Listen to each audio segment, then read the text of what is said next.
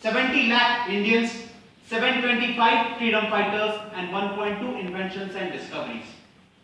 Our history books bear the evidence of this fact that India, even though blessed with enormous wealth and military might, never invaded any country.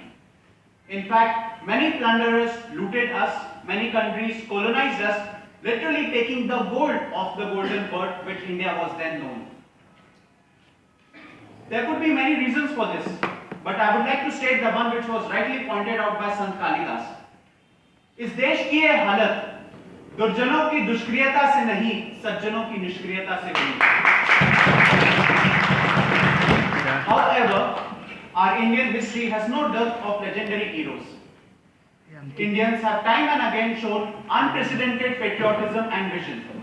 One such Indian was a mighty king, an epic warrior and true son of this soil, Chhatrapati Shivaji. Chhatrapati Shivaji, along with his 80,000 Mauras, uprooted the Mughal dynasty of over 1 crore soldiers, established Hindavi Swaraj in the country, and literally brought down majority of Mughal emperors on their knees in a period of just 3 decades. His quality of valor, which runs in the veins of us Indians, is equally cherished as his quality of character and leadership. Further, redefining the principles of leadership on a global platform was another great Indian, Swami Vivekananda. His historic speech at Chicago is one of the proudest moments in Indian history. However, what happened before that is probably equally motivating, patriotic, and less known. Before Swamiji was about to deliver his speech, he was invited for a high tea ceremony where a couple caught his attention who looked at him with contempt, where he was in his traditional attire. Lady whispered to her husband, "Did you just see that gentleman? What sort of a silly attire is that?" Her husband added with equal scorn, "You call him a gentleman?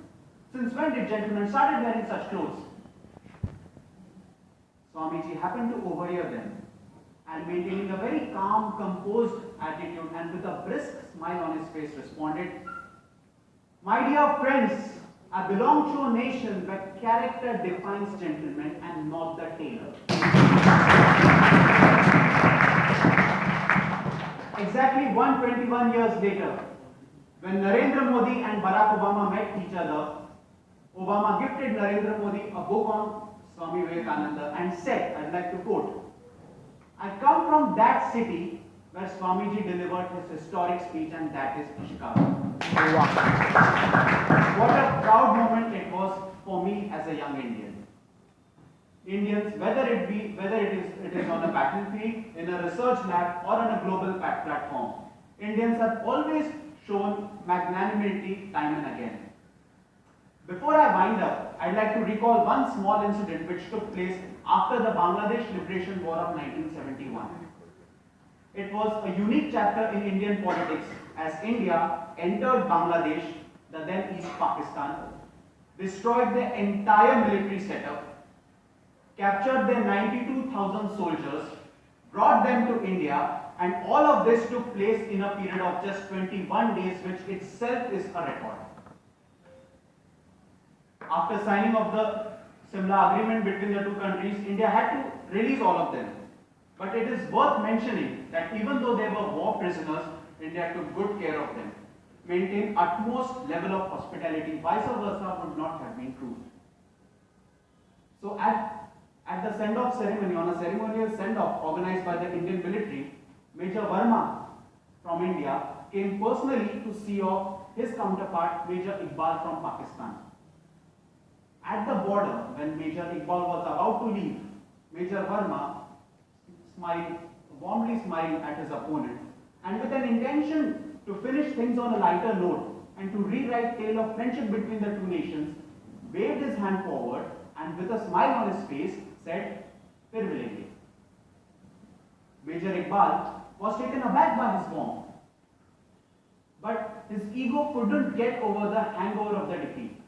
And with utmost pain, humiliation, animosity, anger, and raging thoughts of starting new war against India in mind, he pressed Major Verma's hand very tightly and said, "Milenge, लेकिन मैदान जंग में without the blink of an eye, maintaining a stern eye contact with his opponent and literally shaking his hand with equal strength, Major Verma responded back saying, "बरखुरदार, उस वक्त भी हम आपको ऐसे ही विदा करेंगे."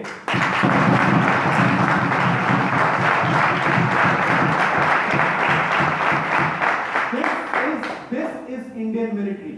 It not only kills opponents' capacity to fight, it also kills opponents' will to fight. Apart from bravery, leadership, valor, and character, India has always been known or recognized by the world as the hub of spirituality. As a result, as death symbolizes finality for most, Indian scriptures have dwelt into the realms of life after death. So it has attracted many soul searchers from all over the world to India. So friends, isn't it amazing that where the world stops thinking, India starts thinking? On this August morning, as we celebrate our 69th Independence Day, I am reminded of a poem which I once read, and it also happens to be my personal tribute to the Missile Man of India, Dr. APJ Abdul Kalam. अलग अलग गलियों कूचों में लोग कौन गिनता है, अलग अलग गलियों कूचों में लोग कौन गिनता है, साथ खड़े हो रहने वाले देश तभी बनता है। शपथ ग्रहण कर आजादी का उत्सव आज मनाते हैं, शपथ ग्रहण कर आजादी का उत्सव आज मनाते हैं, देश बुलाता है और कुछ काम तो इसके आते हैं, कुछ काम तो इसके आते हैं।